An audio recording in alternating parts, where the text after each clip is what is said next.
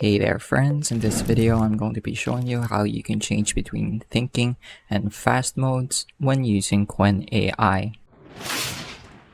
So the difference between a thinking and fast mode is that thinking, as the name suggests, it might not be as fast, but it enables the model to gather information outside of its training data, which can help create more accurate responses versus the fast mode, which will prioritize speed over accuracy.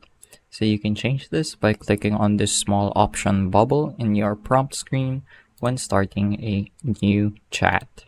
So here by default it's set on auto, so for tasks that require thinking, according to its analysis, will automatically use the thinking mode, and those that do not require any thinking will use the fast mode.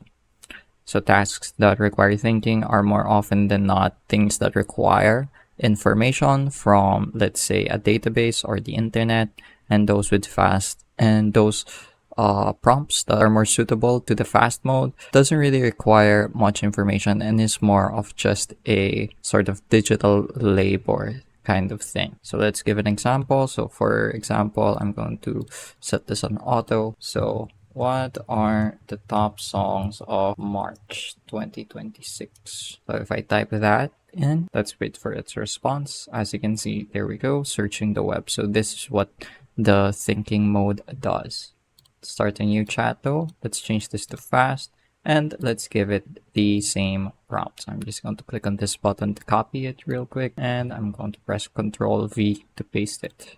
I'm going to click on send, and let's give it a second or two. So it still uses the thinking mode, but as you can see, while it does still think a little and search the web, it gives us a much faster result compared to our first one, which just finished.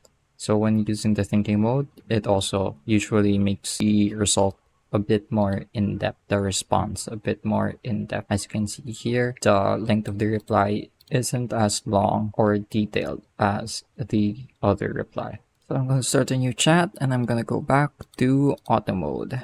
So that's it for this video. I hope I was able to teach you something new and something useful. And as always, thank you for watching.